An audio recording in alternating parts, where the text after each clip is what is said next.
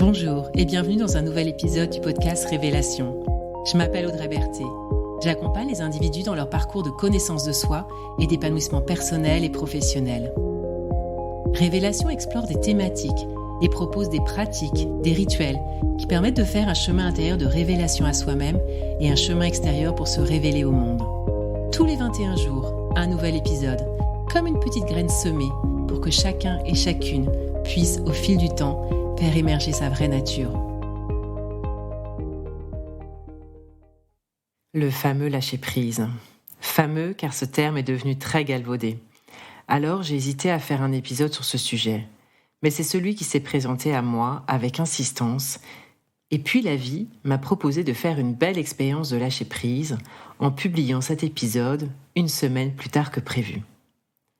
Ça n'a pas été très confortable, je dois avouer, pour quelqu'un comme moi qui aime respecter ses engagements, mais ça m'a donné de la matière toute fraîche pour traiter cette thématique.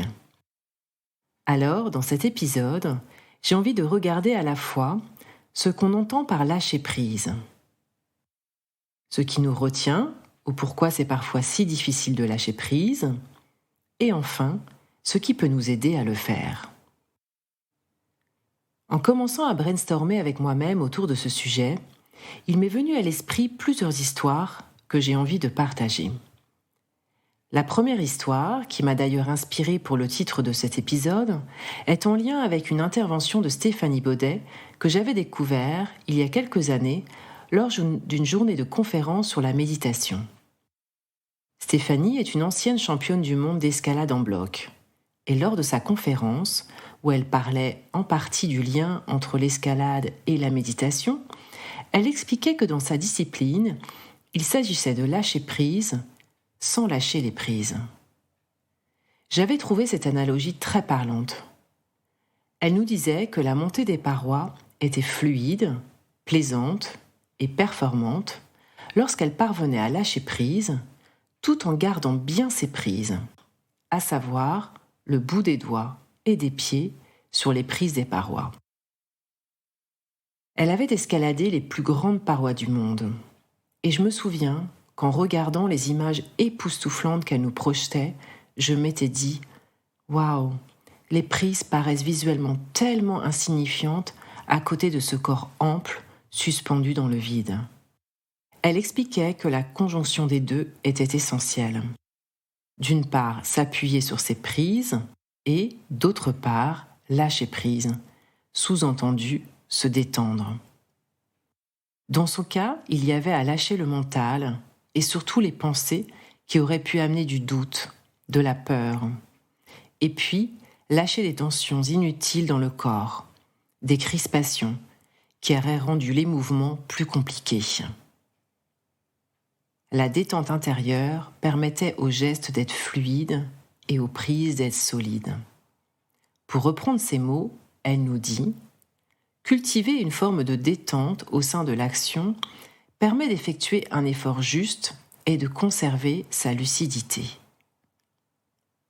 Lorsqu'elle en parlait, je visualisais comme une sorte de danse entre à la fois une attitude ferme, affirmée à travers ses prises, si petite soit-elle, et de la détente. Une deuxième histoire m'est ensuite venue à l'esprit, ou plus précisément une phrase que j'avais entendue il y a des années et qui est restée gravée dans ma mémoire depuis, tellement je la trouve parlante. C'était lors d'une formation où le sujet du lâcher-prise avait été abordé. Alors que l'on débattait sur ce sujet, l'enseignante nous dit « Pour lâcher prise, il faut savoir ce que l'on retient. » Ça paraît tout bête, mais qu'est-ce que c'est pertinent ? Oui, car parfois on se dit à soi-même, ou bien on nous dit « il faut que tu lâches prise ». Ok, très bien, mais lâcher prise de quoi ? Alors on tente de se détendre, de lâcher quelque chose, mais ça ne fonctionne pas bien, car on n'est pas au clair sur ce qui a réellement besoin d'être lâché, pas au clair sur ce que l'on est en train de retenir. Ces deux histoires apportent un premier éclairage à propos de ce qu'est le lâcher-prise et ce qui le favorise. On peut en effet retenir que lâcher prise ne signifie pas tomber dans le vide, sans filet. Le lâcher-prise s'accompagne de quelque chose sur lequel on peut s'appuyer, même si c'est infime, voire invisible. Et je vais y revenir un peu plus loin. Ensuite, on peut également retenir que pour être en capacité de lâcher, il est nécessaire de connaître ce qu'il y a à lâcher. Dit comme ça paraît simple, mais vous et moi savons très bien que ça ne l'est pas tant que ça, car il y a tout un tas de choses qui nous retiennent. Pour aller regarder ce qui nous retient, j'ai envie de revenir sur mon expérience toute récente de lâcher prise en lien avec cet épisode. Comme je le disais en introduction, cet épisode aurait dû sortir une semaine plus tôt. En effet, j'ai défini une cadence d'un épisode tous les 21 jours. Et jusqu'à maintenant, même si c'était parfois très tendu pour les finaliser à temps, il était hors de question que je loupe ce rendez-vous. C'est un engagement vis-à-vis de moi-même, un engagement vis-à-vis de ceux et celles qui me suivent, et c'est un projet qui me tient vraiment à cœur. Or, cette fois-ci, les circonstances de la vie ont fait que réaliser cet épisode à temps s'avérait très compliqué pour tout un tas de raisons. À moins de me mettre une très grosse pression qui aurait généré un gros stress, beaucoup de fatigue et une énorme frustration. Alors, après quelques tiraillements intérieurs, pas très confortables, j'ai fait un choix qui était finalement totalement à phase avec mon sujet, car j'avais là une belle invitation à lâcher prise. Oui, mais lâcher quoi ? Alors je me suis posée et je me suis mise dans une écoute intérieure pour identifier de quoi il s'agissait. J'ai pu voir qu'il s'agissait de lâcher un niveau d'exigence très élevé vis-à-vis de moi-même, que je relie à diverses craintes ou peurs. Peur du regard des autres, peur de décevoir, peur d'être perçu comme quelqu'un de pas fiable. Notre difficulté à lâcher prise est liée à une farandole de peurs. En plus de celles que j'ai évoquées, je pense à d'autres peurs qui peuvent se présenter, comme la peur de ne pas être capable ou la peur de l'inconnu. Et sans doute que quelque part dans notre inconscient, le lâcher-prise fait écho à une peur encore plus grande, qui est la peur de la mort qui nous amènera à tout lâcher. Bref, ça fait beaucoup de peurs, voire de grandes peurs, et donc potentiellement beaucoup de raisons de vouloir s'accrocher. Alors, comment fait-on ? Car une partie de nous aspire vraiment à plus de lâcher-prise, pour plus de détente, plus de fluidité, d'apaisement, de spontanéité et de sentiment de liberté. Si je continue avec mon histoire, je n'ai pas claqué des doigts et fait disparaître mes peurs comme ça. Par contre, je les ai regardées en face, ce qui m'a permis de prendre du recul et de relativiser. Car nos peurs sont étroitement liées à des constructions de notre esprit, des histoires que l'on se raconte qui adorent nous montrer le scénario catastrophe. Or, il y a rarement un réel gros danger qui nous attend.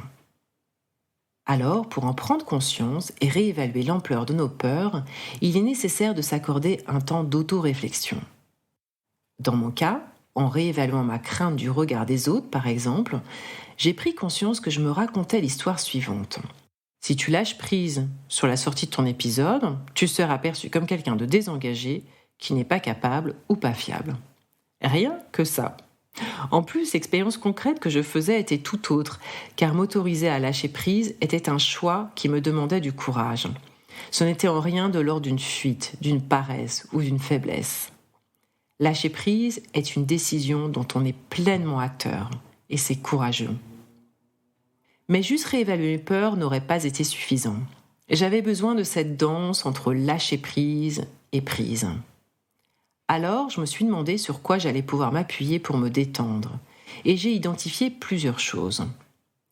Je me suis appuyée sur la certitude que c'était la meilleure chose à faire, sur l'opportunité d'apprentissage qu'allait générer cette expérience, sur l'importance que je porte à la congruence de mes actions, car m'épuiser, ne pas prendre soin de ma santé physique et psychique, va à l'encontre du discours que je porte et que je défends. Tout ça m'a permis de lâcher avec plus de facilité et de sérénité. Et puis, j'ai pris conscience que le bénéfice de lâcher allait être bien plus grand que celui de ne pas le faire. Ce n'est pas lâcher pour lâcher, mais c'est lâcher pour quelque chose d'autre, pour aller de l'avant, comme le grimpeur qui avance sur sa paroi, ou comme le trapéziste qui doit lâcher une barre pour pouvoir en attraper une autre. Se focaliser sur notre avancement plutôt que sur ce qu'on laisse derrière. Alors reprenons les différentes étapes qui peuvent nous aider à lâcher prise. Tout d'abord, prendre conscience de ce que l'on retient ou ce que l'on cherche à contrôler et qui ne dépend parfois pas du tout de soi. Et y amener de la détente. Comme si on imaginait que l'on retenait toutes ces choses dans notre poing bien serré et qu'on lui permettait de s'ouvrir petit à petit. Retenir tout un tas de choses s'accompagne souvent de tensions dans le corps. Alors, on peut aussi permettre au corps de se détendre pour aider l'esprit à le faire. Ensuite, regardez ce qui nous fait peur dans le fait de lâcher prise et chercher à relativiser ces peurs. Puis, prendre le temps d'identifier nos prises visibles ou invisibles, à savoir ce sur quoi on va pouvoir s'appuyer, comme force en soi, qu'elle soit intellectuelle ou physique, comme expérience, comme savoir-faire, comme conviction, comme aspiration. Il s'agit donc de repérer ces prises et d'en prendre pleinement conscience pour se sentir soutenu, solide, confiant. Et puis, se focaliser sur le gain. Qu'est-ce que ça va m'apporter, me permettre, une fois que j'aurai lâché prise ? Je crois que lâcher prise est un apprentissage et qu'il est accessible à tous. On sait tous lâcher prise. On l'a tous fait dès l'enfance, le jour où nous avons lâché la main de nos parents pour avancer seuls. Ou chaque soir, lorsque l'on s'endort, en laissant notre corps et notre esprit lâcher prise. Et à chaque expiration, qui est une forme de lâcher prise. J'irai même plus loin, en disant que lâcher prise, c'est l'apprentissage d'une forme d'abandon confiant. Oser s'abandonner à la vie avec confiance, avec foi en la vie qui ne cherche qu'à nous offrir des opportunités qui visent à nous faire grandir. Vous écoutez Révélation, c'était l'épisode Lâcher prise sans lâcher les prises. Merci de votre écoute et de votre présence. Si ce podcast vous a inspiré, partagez-le autour de vous et abonnez-vous pour recevoir les prochains épisodes. Au plaisir de vous retrouver bientôt et je vous souhaite d'ici là de belles expérimentations et de belles révélations.